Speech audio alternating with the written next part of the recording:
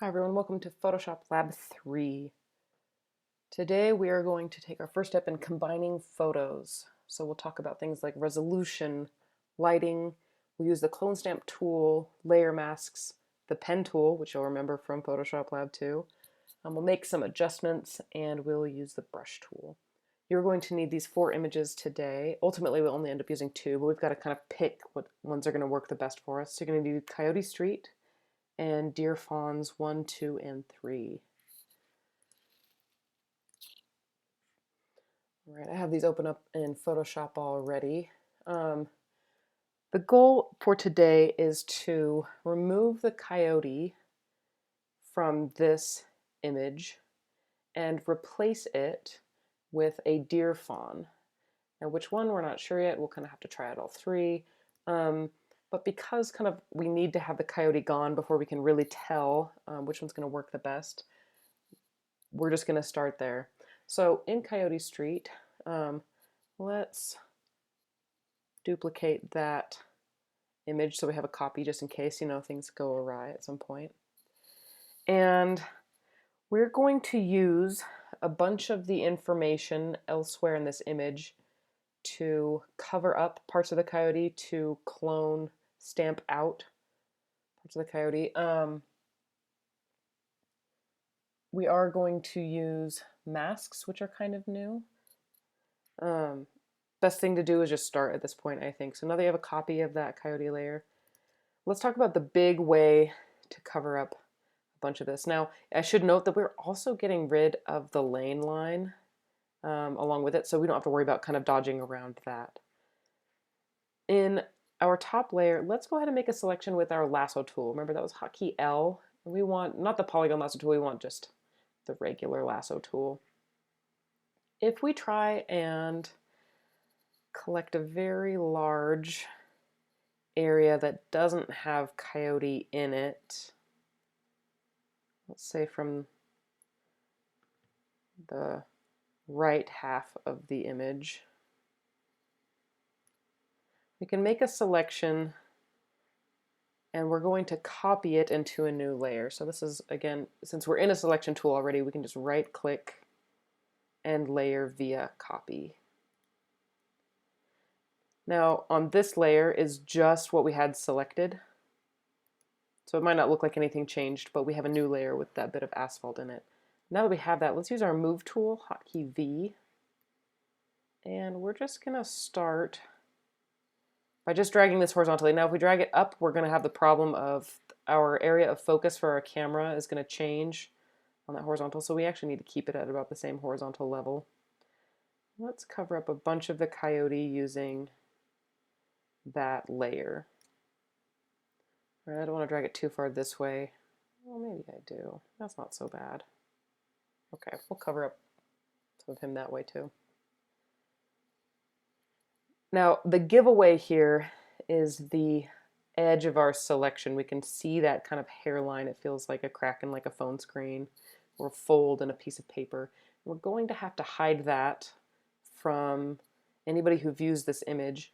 And today we could either use kind of like a soft brush with an erase tool to kind of hide that, or we can start in with our layer masks. We'll do a little bit of each. Let's start with the erase tool. So that's hotkey E for eraser. If you haven't got your brushes window out, go ahead and get that by clicking on window and collecting it here from brushes. Make sure that you have a really soft brush right now because we don't want any hard edges to give us away. We can hide a lot inside a soft brush. And so with our eraser tool and a soft brush and kind of a medium large tool size, you can see my tool size if I hover it here in the lighter area of the image. On layer 1, we are going to gently come around the edge of that selection. Now my eraser tool is set at 100%. It's 100% opaque. If I gave this a, say, 50% opacity by hitting the number 5 on my keyboard, it wouldn't take away all the information that I brushed over right away. It would take about half of it away at a time. All right, so I'm going to use that halfway to kind of gentle that edge just a little more. Uh-oh, I'm starting to reveal some of the coyote underneath, which is exactly why we're going to try a mask later. So as long as I've hidden the obvious edge, I'm going to call that good. Okay. Next, I am going to merge this layer, this information that I have. So if I can turn this off so you can see. So this is all that's left on the layer, all that merged, or excuse me, erased on the side. With this, actually, turning off the layer kind of revealed this little hairline here that I'm going to soften with that eraser tool. I want to merge this layer with this layer because I now want to work with both at the same time. So I'm going to select layer 1, which was my copied information, and hold down Shift and select that coyote layer.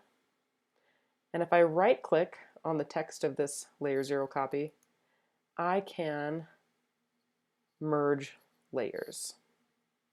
Yours might not be called layer 0, it might be called Coyote Street.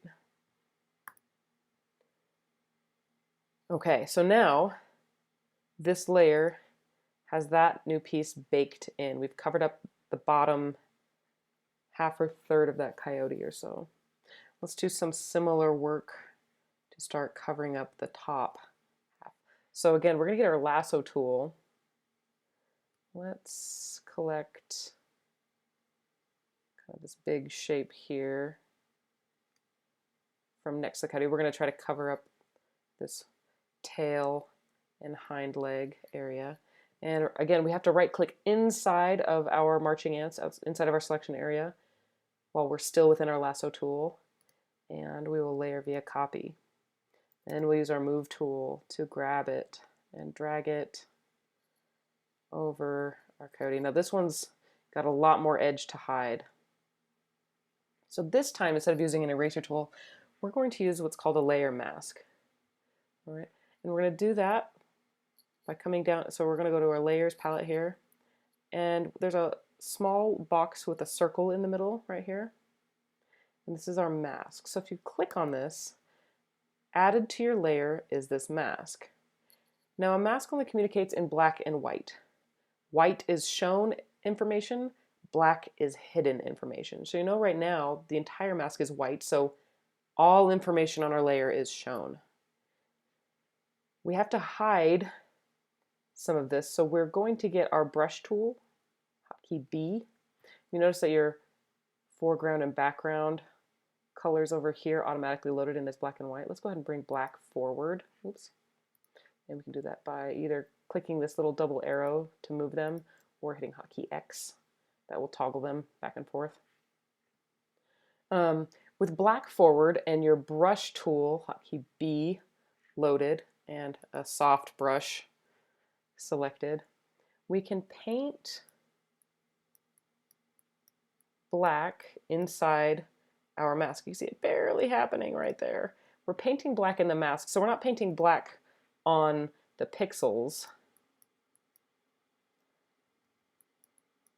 only inside the mask. And painting black in the mask is what hides information. I'm going to want a slightly bigger brush, and you'll notice that my opacity came in at 30. Yours probably came in at 100, so you're probably having changes happening a whole lot faster. I'm going to change my opacity to 80 by hitting, oops, excuse me, hitting those keys. I'm going to change my brush tool to be a little bit larger. And come in and hide that hard edge. And I'm going to do this on purpose. You might have already done it on accident, but oh shoot, I used my tool and I uncovered some of the coyote that I was trying to cover, so I've kind of gone a little bit backwards here. So this is when we would come back and collect white and hit X to toggle our foreground and background color. And now if we paint white, we can restore information. So we're making it visible again, whereas painting black inside the mask hides it. Hiding and revealing, that's all we're doing. And we're going to be very delicate about it.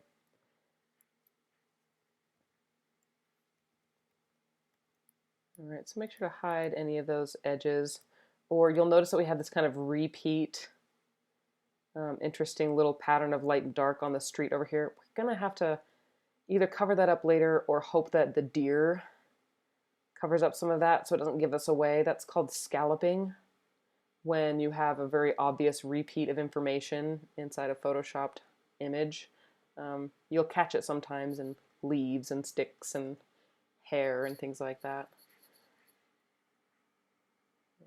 So that's about as far as I want to take it right now, because if I keep masking too much, I'm going to run into more coyote. Maybe I will soften up that edge just a tad, lighten it a little bit.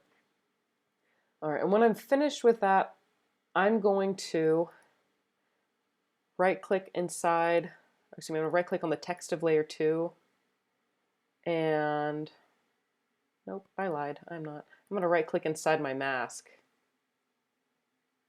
and I'm going to apply the layer mask.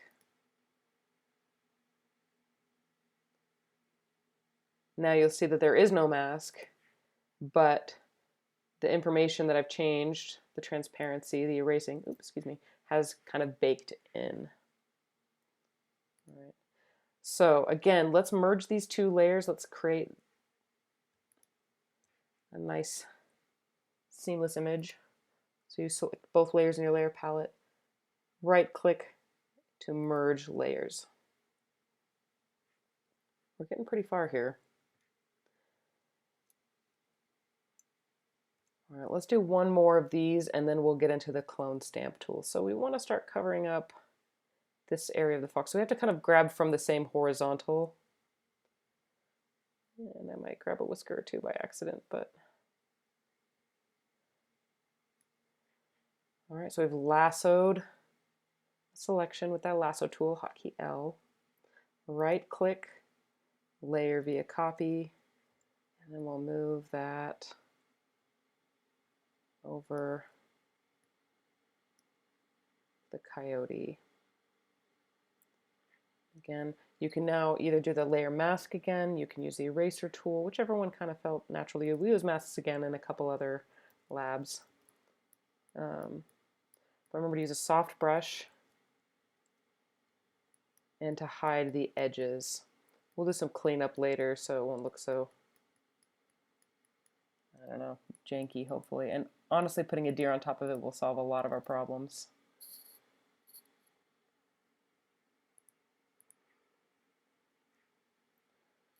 All right, once you've hidden those edges a little bit as best you can,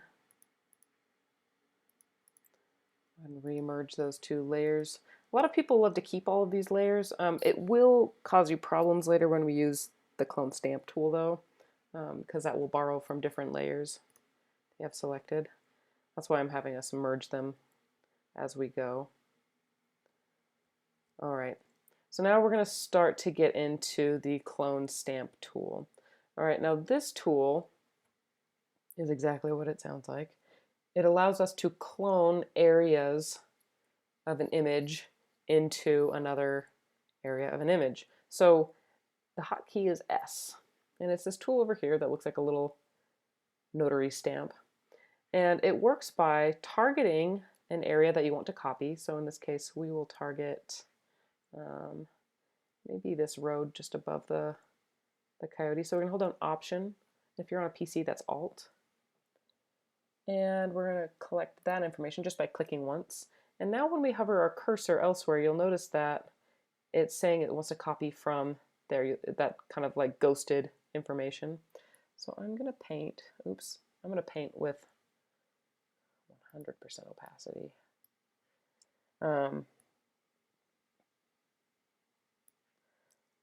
And you'll notice that it's cloning that information here. I grabbed badly. I grabbed very poorly because you'll see that I'm actually cloning some of the grass, and that is not going to help me. So I'm going to have to Control Z out, and I'm going to have to retarget. Maybe I have to make my target smaller using my bracket tool to make my tool smaller. And then use my clone stamp tool. Let's see, we are going to have to get rid of the lane line, so I might as well start.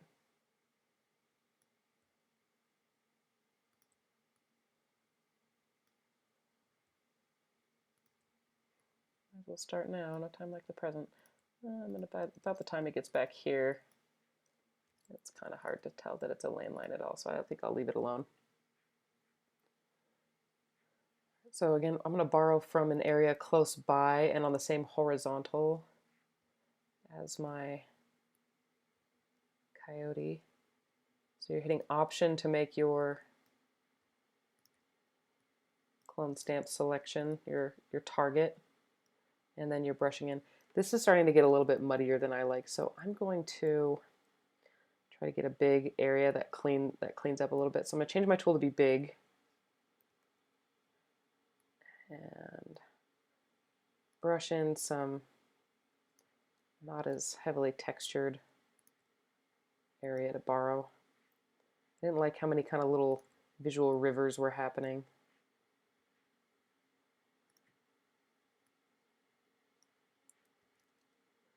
And if you ever make a move or a brush stroke that you don't like, Control Z, get rid of that.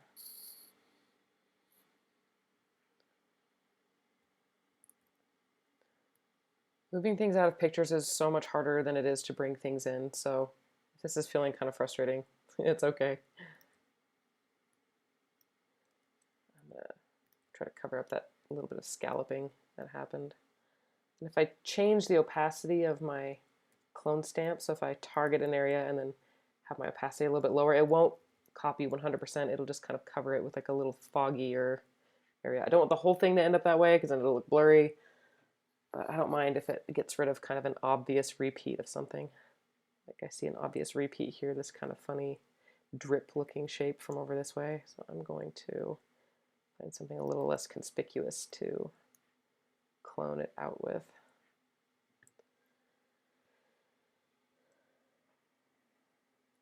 All right, I think I want to use another lassoed area after I use a very small stamp tool to kind of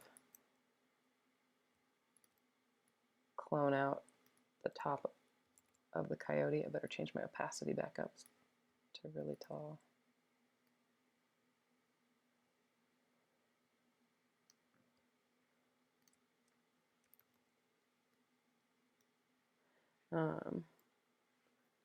Let's try, oh, actually, I might not have to. I might have enough here to borrow. So the longer you work, the more area you have to borrow from in kind of a textured and not very in focus amount of pixels like this. This photo has a lot of really great unfocused area. We wouldn't get away with this if, you know, this were a nice sharp photo of buildings or objects that we couldn't necessarily fudge as foggy. So just be aware that this might seem like a miracle tool and it's definitely not. Let's see. I've got just about everything but the head, and the head crosses through the roadside here, so I'm going to have to get a little more creative. I'm going to get as close as I can to that roadside with just my clone stamping. Keep changing my opacity on you, sorry. You're probably doing just about as good as you can following me. And I'm retargeting very often because I have to start borrowing from different areas pretty frequently. Again, there's going to be a deer over here, so if it's getting just a little bit mucky, we'll fudge it a little bit. Okay, now I'm going to clone out some of the deers, the top that's up here above the roadside, because I don't have to worry about this transition just yet. I'm going to target these soft greens, maybe some of these kind of bushes.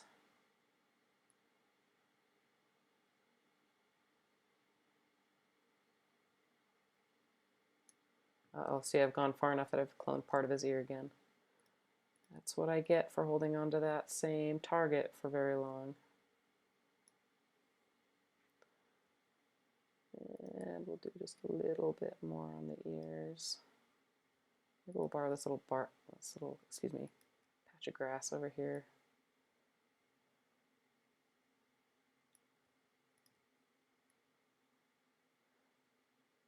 Getting caught using the clone stamp tool happens, and that's what we're trying to avoid. All right, I'll get up to the edge of the road.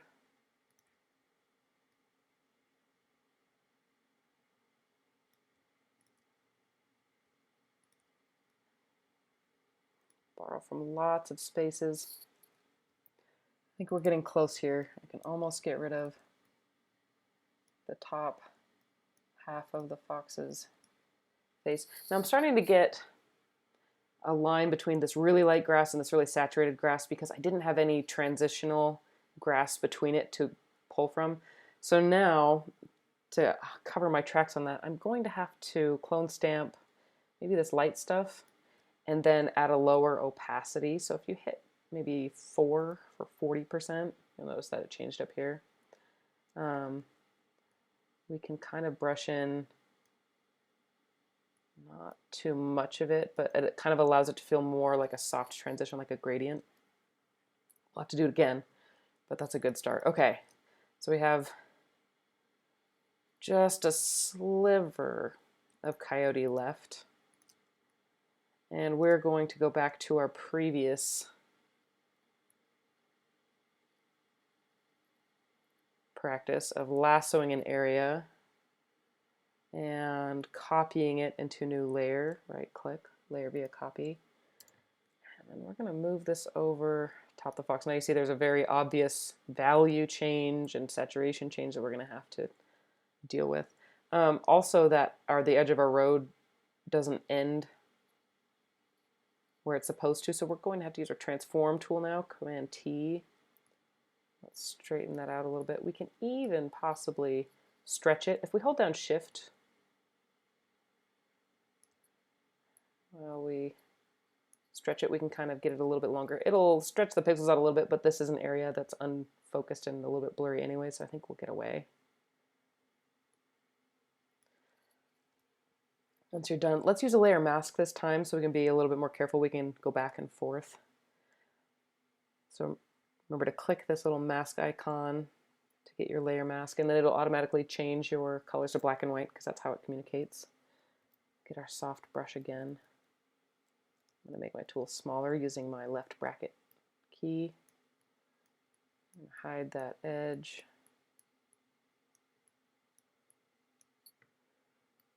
Hide a lot of edge. That's why we got rid of the coyote near the edge, just so we could do this.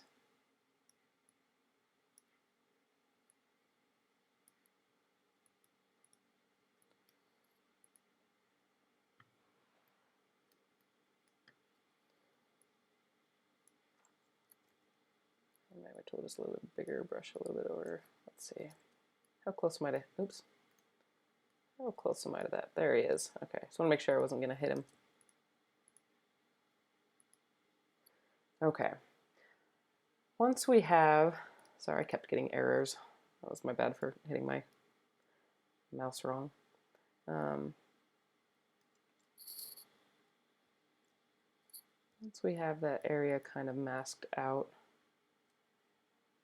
we've got to change this transition here. We need it to be a little less saturated and a little lighter. Fortunately, we have some tools. If we switch back from our mask to our layer, just by clicking between them. Now when we use our tools, we'll use them on the layer instead of the mask. Let's try our dodge tool for just a second and see if we can kind of add some lightness into this area. Right now it is targeting highlights. Woo, a little bit too strong there. We need to target maybe mid-tones with a really low exposure. All right, so now that's getting close to the right value. It is lighter, but it still is a little bit too saturated. We'll change that. Remember not to click too many times with these tools. That's when they kind of got a little bit fragmented and pixelated. The tool is trying to work for you harder than it actually can. So now that we've just barely brushed with the dodge tool over this area to make it a little bit lighter, let's brush over it with our sponge tool in the desaturate mode, and we'll change that, how strong that tool is, down a little bit as well. And we'll take out some of that kind of brighter green information. And remember, only a couple brush strokes will do it. You don't need to hit it too hard. Otherwise, you're going to end up with lots of scary, jumpy out pixels. That'll give you away. And let's check on how that's doing. That's working okay for us. I think I could stand to maybe mask out a little bit of the top right here. Oh, actually, it looks like I did.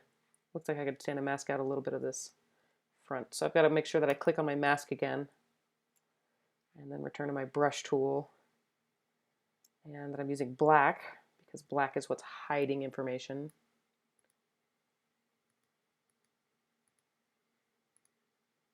And do a little bit of extra hiding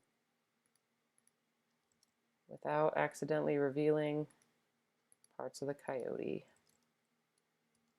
Looks like I gotta go rehide that piece of the coyote. If you find yourself needing to maybe desaturate a little bit more of your selection, I'm gonna try here for just a second. You can do so. All right, zoomed out, it looks a whole lot better than it felt zoomed in. I don't know if you feel the same way. When you're finished with those adjustments, let's go ahead and apply the layer mask and combine these two layers. We have to have both of them selected, right click where it says the layer name, and then merge the layers. Okay, so now we have a little bit of some funny river, little contrast rivers happening here from all the places that we borrowed information with the clone stamp tool. We're going to use the brush tool briefly just to kind of flatten that out a little bit. We won't be clone stamping it, and we're not going to completely brush over. We're not going to paint over it new because I'm not a realism painter, and if you are, I don't know why you're taking my class. But we are going to use our brush tool. Go ahead and hit B for brush. You should still have a soft brush loaded, but we're going to want to get a color from inside this area. I'm going to get this nice light concrete asphalt color, and I'm going to change my opacity to about 20% by just hitting my 2 key. You'll notice it changed up here in opacity. And then I'm just going to, in these areas that have kind of a little more contrast and they're kind of grabbing attention, I'm just going to brush a little teeny bit. Not a lot, because I don't want to accidentally make this into a painting job, but I'll look a little bit over that grass too, softens it. Haha! All right, now it's a little bit less distracting in that area. Wonderful. So if we turn on our original layer, we can now kind of see the progress that we've made in removing our coyote. The next step we're going to do is going to decide which one of these deer, these little deer fawns, is going to fit the best in our image. Let's bring all 3 of them in and then talk about the strengths and weaknesses of each one. So we'll start with just deer fawn. Instead of unlocking this background, bringing the entire JPEG image into our coyote file, let's just lasso a general silhouette around the baby deer, around the fawn. Oh, and heads up, you're going to use the pen tool later, so there you go. And we're going to right click, layer via copy, like we've been doing. And then we'll use our move tool, hotkey V, to click, drag that up into our other image, drag it down, and release it. All right, so that's fawn, deer fawn. Let's try deer fawn 2. All right, lasso tool, hotkey L.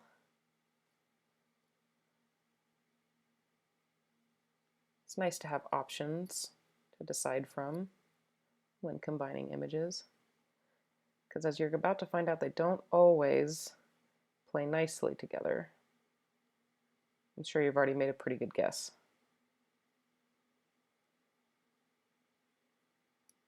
All right, lasso, right click, layer via copy, switch to our move tool, and drag that layer up into our Coyote Street JPEG document. And we'll do the same thing with fawn number 3, lasso,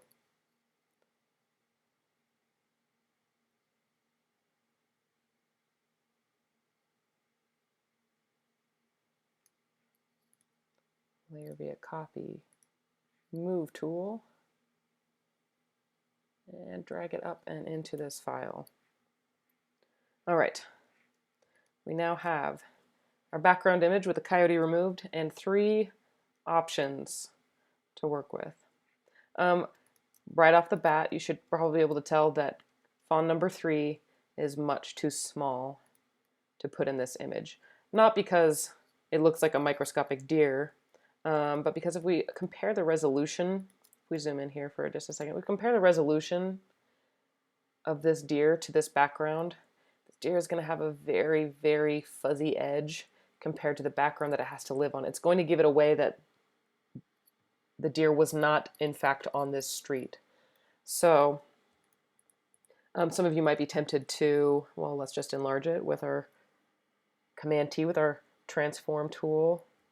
And it does not get any better, I promise you. There's no such thing as restoring pixels. You see how they're all stretched? They're even worse looking now. Yeah, I'm sorry. All right, so deer number 3 is not a good option. Let's just go ahead and delete the layer. We can just hit this trash can icon here at the bottom of our layer palette and go ahead and agree to that. All right, so now we have these 2 deer, and both of them are big enough to fit in the image very, very well. One of them is, however, better lit for this environment. You notice that this environment did not have a hard direct light source. The coyote, actually if we turn these both off and observe the coyote for a second, that coyote is lit with a very ambient soft light. There's not really harsh shadows. There's very soft shadows falling on its body parts or being cast by its body parts. So between the 2 deer, we have one deer who has very soft ambient light shadows, like on an overcast day, and we have one deer who has much harder direct light shadows. Right, we see the direct light shadows falling from the grass onto the legs even. And we could end up, if the background photo was lit with that kind of direct light source, we could Photoshop out the grass. That's not too big of a deal. It's just kind of a bonus that this baby deer doesn't have any of that to get rid of that overlaps. So I'm sorry, font number 2, you are also not going to make the cut. All right, so this is the time when you are going to remember everything that I taught you about the path tool. Just kidding, I'll tell you again. Let's go to our paths palette. Let's get our pen tool. After you've placed the deer roughly in the center of the image, we can always move it around later. Let's remember what we learned about the path tool. Now, my gosh, please do not try to go around all of the little hair tufts on the deer. We can add some fuzziness back in later, but I do not want you to try to go around every hair. We're going to go around the basic forms of the deer and we'll deal with the hair later. All right, let's start in kind of a nice easy corner to remind you of how to use your handlebars. So we're going to start in the corner here where the head and ear meet the back. So you're just going to click once to start your path. And then we're going to come all the way up here because we have a nice long curve, so we can make a nice long path. And you're going to click and drag in order to get a set of handlebars. And then the next place I'm going to click is way down here as well because it's a nice long curve. And remember, I'm not trying to get all the little tufts of hair on the deer's back. I'm just going to follow the forms underneath. Imagine if this deer was wet and all of its fur was sticking to it. That's where we're going to try and copy from. I can probably afford to get a little more in here. Remember, you can always adjust the size of your handlebars or the placement of your anchor points with that path selection tool, that white arrow key. And then when you're done, you can go ahead and click and drag again on the last anchor point that you left off on. And start clicking and dragging to get those nice curves. Oh, it's much easier to tell where the edge of the deer is on the legs. That fur is not quite so fluffy. Now don't do teeny tiny dot to dot paths. You're better than that. You don't want to walk your bike a mile, you want to ride the bike. You want to use the tool for what it's made for. I've got a corner, so I can just click instead of clicking and dragging for just a second. All right, now I got curves again, so I gotta start clicking and dragging again. I think I'm way up here. Got a nice long kind of flat spot to deal with. Hopefully it's coming back to you a little bit. Hopefully all that time that you spent on Nike paid off. Or your path today is just way better than it was on that Nike statue. Remember, I've got to turn a corner, so I've got to hold down that Option key and break handlebars. All right, got some little toes to make some corners on. Oops, I almost just started following the rest of that leg up. I need to include this little hoof. My path was going the wrong direction to include it. I'm going to go back, hotkey A, and kind of adjust it. Okay, better. I can adjust it now or I can adjust it later, and since I'm thinking about it now, I'd rather do it now. All right, hold down Option to break handlebars so I can have a corner.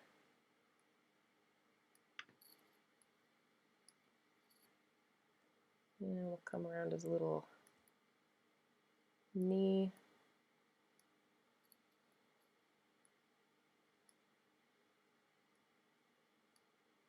Is that a bug? Yeah, it might be a bug. I didn't catch that before.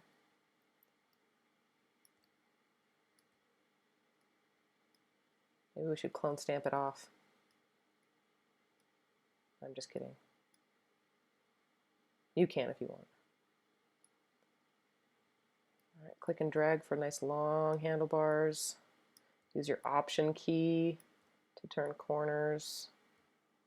Option also can grab your handlebars and kind of turn them a little bit if you need a little assistance.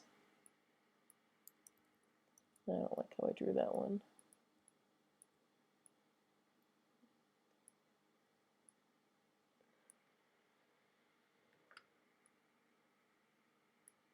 In some of the labs I will have some paths preloaded for you, and other labs you'll have to make them yourself. And in all of your assignments you'll have to make them yourself.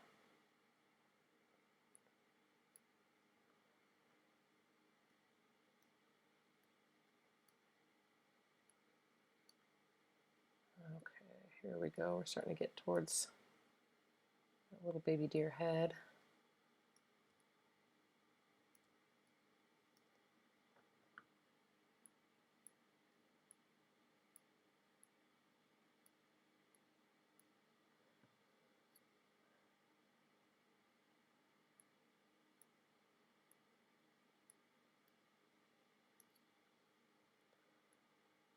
Just a lot of clicking and dragging for a second.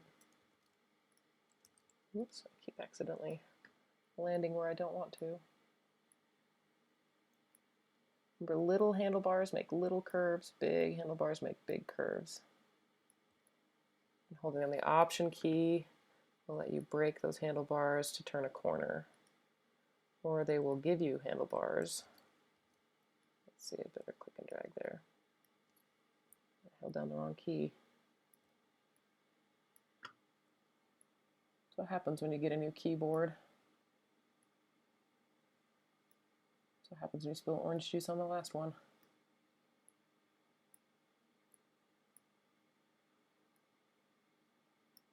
I'm getting pretty close here. If you need some extra time, you can always pause the video. And all right. You may have noticed that we have more than one path to draw. Back when we were down here by the legs, we do have a little negative shape here that we're going to have to draw a path around. So when you're finished with the outside path, start on the inside path. And actually, we might need to draw that on a brand new path in our palette here. So go ahead and start a new one by clicking that little brand new button.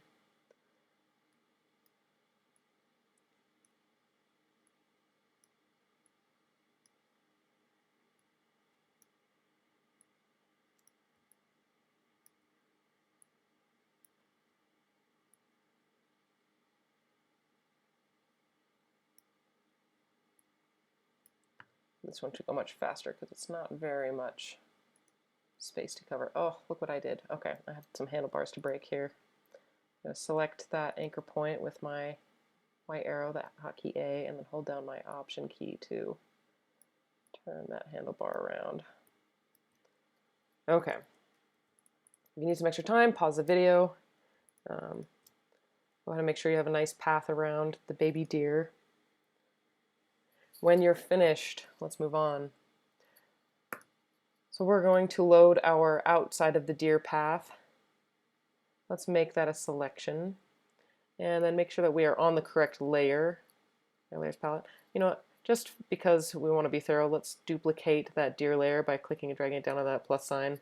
And we can actually drag that original down here and turn it off. Just like we can turn the coyote layer off because we just want to save them for later. Alright, so now that we're on this layer with our baby deer and we have our selection loaded, we're going to delete the background.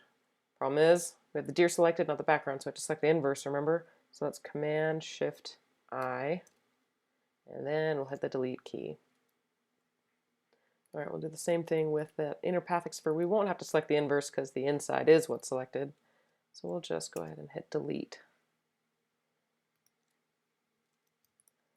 Alright, so this is getting us well on our way to what we're after. We lost some fuzz, but we can get some back.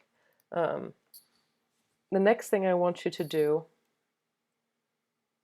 is we're going to do some color adjusting. So this baby deer was in a very green background, if we remember. And so a lot of the lighter areas on the deer are reflecting a lot of that green. Now the photo that we've placed it inside of, it's not next to that green. It's above a very neutral ground. So we're going to do some adjusting to this layer. Let's try first with some color balance.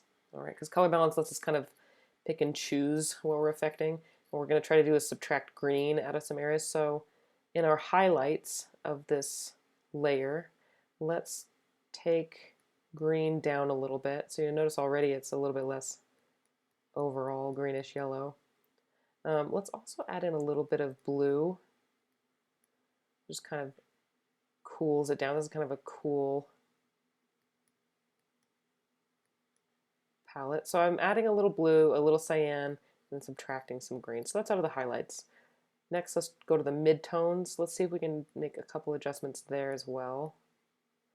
Oh, much better. So subtracting green, adding a little bit of blue, and a little bit of cyan into the midtones. Or we can go to the shadows too, but I don't know how much more we should be adjusting this without it trying to have any kind of problems. It looks like we can stand to, excuse me, I want to change this one back to 0. Looks like we can stand to add a little cyan into the shadows without it feeling like it doesn't belong. And if you're not quite sure how many changes you've made or how those changes are looking, we can toggle this preview button. You can see how much more this deer feels like it fits in the environment than the very yellow-green deer. All right. So much better. All right. When you're done with those adjustments, we've adjusted midtones, highlights, and shadows. Let's go ahead and hit OK. And next, we want to add some softness back into these areas that feel like they should be a little bit softer. We can load the path again as a selection, and then do some stuff with that. Actually, yeah, let's do that. Sounds like a great idea. All right, so you're going to load your baby deer path as a selection. And then what we're going to do is we're going to modify the selection. We have to go up here to select, and I know this is where I kind of told you how you can do an inverse. Down below that is something called modify, and from here we can feather, contract, expand, smooth, all that stuff. First thing we're going to do is we're going to contract. We want to squeeze the selection. We want to squeeze the marching ants. We won't squeeze the pixels underneath them, just the marching ants in just a little bit. So I want to see what happens if we contract it by, Let's try 3 pixels. All right, so the marching ants are going to go from here to somewhere inside the deer. Well, that's pretty good. I like that. All right, now I'm not going to have it affect any of these areas that are supposed to be a little bit sharper on the deer where the fur is quite a bit shorter and denser, but I am going to use it up here on the back. So now we're going to go to our filter, or excuse me, our select, and we're going to feather the selection. You won't see any changes happen to the marching ants, but what it's going to do is it's going to soften the impact of any tools we use by feathering it along that edge. So let's just feather it by, yeah, 1 pixel is probably great. All right, so nothing happens to the marching ants in this case, but now if I were to use my eraser tool, okay, first we have a problem. If I use my eraser tool, I'm erasing the inside. So let's go ahead and get the inverse again, Command-Shift-I. If I use my eraser tool on the outside of the baby deer on these kind of softer areas, I'm going to show you really quick if I deselect. It's a little bit fuzzier. It's a little bit blurrier, all right, along that area. So I'm going to keep that selected. Along the back, I'm going to do that. Along a little bit, actually, I think I'm just going to keep it to the back. Let's just go ahead and make sure the back is a little bit fuzzy. When you're done, deselect, and then use that tool, that erase tool, to kind of hide that harsher edge, that little ghosted edge. You can see where my path didn't get rid of my green so good there. And then we're going to use our smudge tool, which we haven't used since the very first lab. Make sure it is very small. Very small. Use your left bracket tool to make it small. And don't give it too much strength because we just want to use it to pull out a couple little hairs along the back. We don't want to pull out as many as there used to be because we're going to be really bad at that. We're not digital painters. 41% is okay. Let's give it a little more. I want some of the dark hairs. I want some of the light hairs. Just to break up that silhouette. And we're going to need a mix of strengths, so we want some hairs that are longer. Ooh, that was actually a little bit too long. I have to back that up a little bit. We want some hairs that are longer, and we want some hairs that are shorter.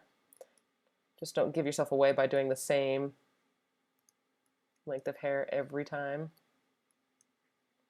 Somebody will spot that as somebody doesn't change their tools very often.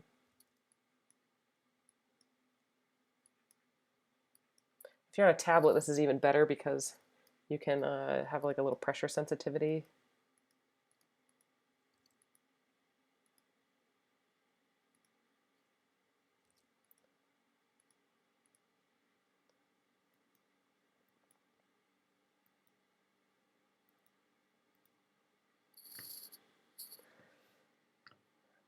So work your way around just those areas that you remember being the most fuzzy on the deer. Just make sure that that edge gets softened up by some individual hairs. Now, if your tool is too big, it's going to give it away. We just want it to be about the width of a single hair. Make sure it's nice and tiny. And if you have already used some, like maybe a medium size, go ahead and use some at an even smaller one. Maybe a smaller one, but at a much stronger smudge length, smudge strength. Oh, there we go. Now, if you ever Photoshop a hair out of a model or an image of yourself or anything like that, this is very helpful in kind of replacing some of that hair that gets cut out with the path. Try not to be like me and don't overwork some areas. Try not to be like me. Do as I say, not as I do.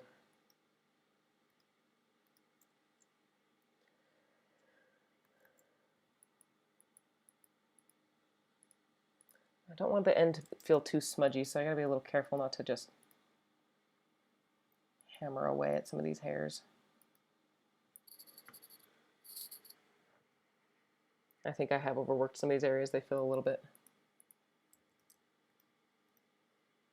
overdone. Now, I can kind of amend that by blurring the ends of my hairs, just kind of getting them to blend into the background a little bit if I don't want them to be too sharp. I don't want to blur the back of my baby deer though. That's going to unfocus what already has focus. Let me go back to my smudge tool and just give a few hairs over this way. I don't want to do, where did my tool go? It's so tiny I can't see it. Ah, there it is.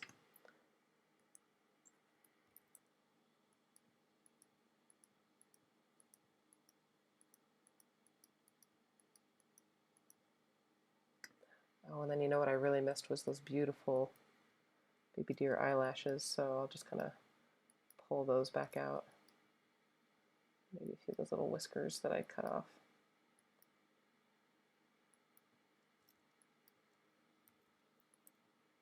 Oops. Yep, my tool got too big. That was pretty gross looking.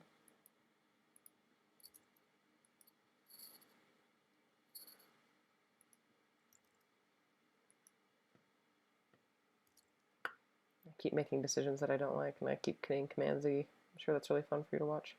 Alright, where's my cursor? There we are. That tool is so tiny, I can hardly see it on my own screen.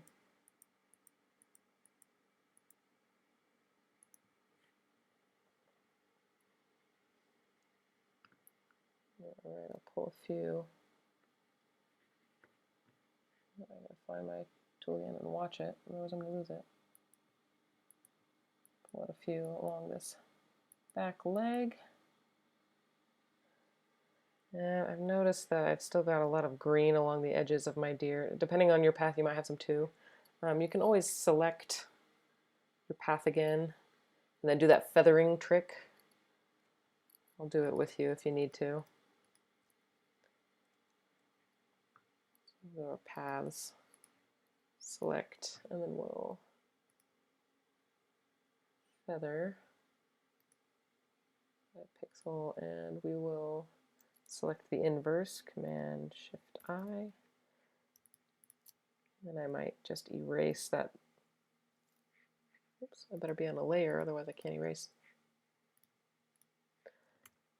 Hotkey E for eraser.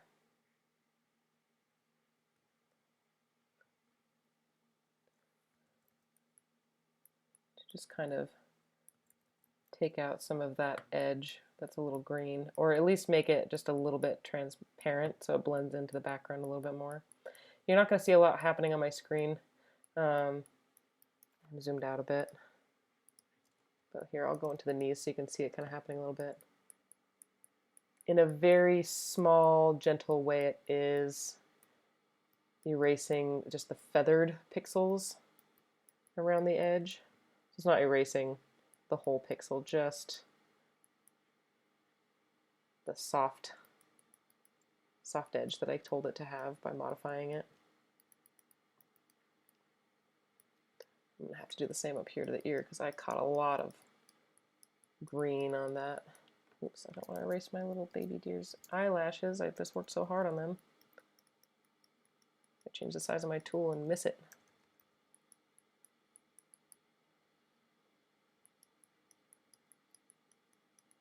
Top of the head, I certainly got a lot of that green.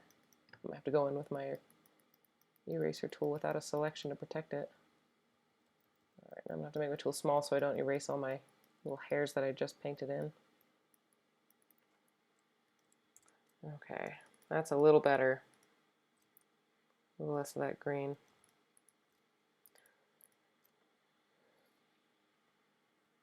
Alright, if you made it this far, congratulations. We're going to do just a couple more changes and then we're going to call this little baby deer done. The first change is we're going to change the size of this. So now when we change the size of the deer, we'll likely no longer fit in the path. So you want to make sure that you're done with your path at this point. We can try to change both. I wonder if we can. No, we can change the size of our path. I don't know if you can change it at the same time. That's okay. Command D, or excuse me, escape to be done with that.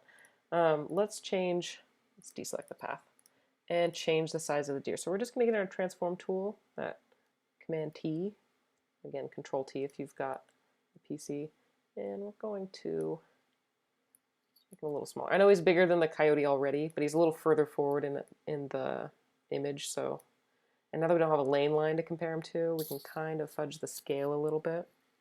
We still want to make sure that he is interrupting that area that got a little bit washy for us in all of our clone stamping, because he'll steal the show. Nobody will look at the background now that there's a baby deer on here.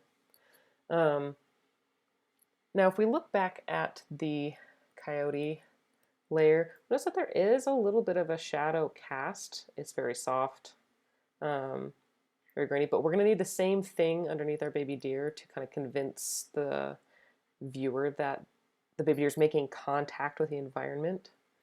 So on a brand new layer that has nothing in it, just by hitting that plus key, we're going to brush in a shadow. We're going to use, let's just use our soft brush like we've been using this whole time. So go ahead and hit B. And let's use, hold down your Option key to grab kind of this darker, yeah, this kind of darker gray, red gray. Oh, you know what, right here's great. It's a little bit cooler over here in the shadow. Grab this kind of cooler red gray, and you'll see that it'll load it into your foreground color, which now means in your brush, when we paint in a layer that has nothing else in it, we can start to push some color right where the baby deer's feet are making contact with the ground. Now this doesn't look like a shadow yet at all. That's okay, we're gonna get there. I'm changing the size of my tool a lot. That's what all those bracket keys showing up at the bottom is. All right, I'm gonna give it another just wham. Okay, so I have this kind of very soft, foggy shape beneath the deer's feet. Let's actually move the layer beneath the baby deer layer just by grabbing it and dragging it in our layer palette. The reason that it doesn't look like a shadow now is because it just looks opaque and we need it to interact with the pixels below it. So we're going to go from normal to multiply. Now remember, white multiplied equals like invisible pixels. Anything else multiplied equals darker pixels. Once you've multiplied it, now this is a little bit too dark for our image. This is now grabbing attention because it doesn't quite match. So we'll change the opacity down until it kind of fits more within the value range of the image. If you're like me, you might have gotten a little heavy-handed with how thick this area was that was brushed. So if we want to, we can transform it. Command T. Oops, not that. I want to transform the shadow, not the baby deer. Command T. And then I'm going to hold down Shift so that I can kind of squash my shadow a little bit. Make it a little bit narrower. Maybe rotate it just a tad.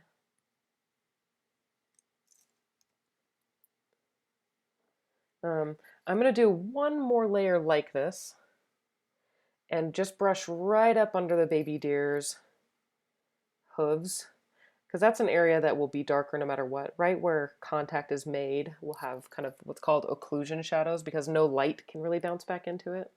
So I'm going to create a new layer. Actually, we can rename this one Shadow. And we should probably have been naming these all along.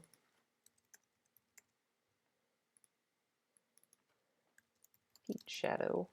It's fun to see all my typing happen there at the bottom. Now in Feet Shadow, we'll change this blending mode to multiply. And then I'll make my tool much smaller. And again, since it's behind the baby deer, it won't cover up the information.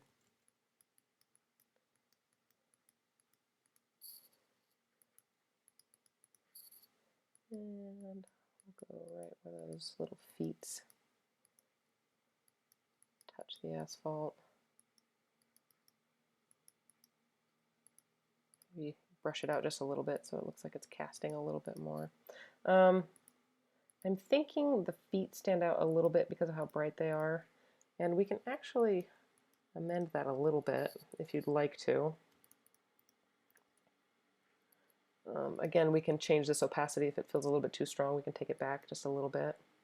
In order to kind of darken the feet a little bit so that they blend in with this shadow color, we're going to go to the deer layer.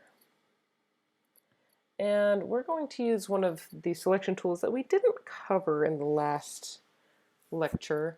Please forgive me. But we're going to go into the quick selection tool. And I'm going to enlarge that brush. And I'm going to brush over the little baby deer's feet while I'm on that baby deer layer. And then when I let go of that click, it will grab whatever pixels exist on the layer in the area that I brushed. So that's why it's not staying in this big awkward shape. It's because this tool can't grab no pixels. It has to suck into where pixels occur. All right, I'm going to start a new layer so that if I hate my changes, I can delete them. And then using my brush tool again, I'm just going to brush in that same shadow color. Oops, I better do it above the baby deer. That same shadow color just above the tips of the feet. Not very much, because this is getting into dangerous waters here, changing too much about the actual pixel information on the deer. We'll change that to multiply, and we'll back it up just a little bit. And if I deselect, you'll notice that I can turn that layer on and off, and it just kind of helps them blend down into that area a little bit more. I still think it's a little bit too strong, so I'm going to take that opacity down just a little further. All I want to do is just not be very jarring as they hit the ground. All right. You see the difference there?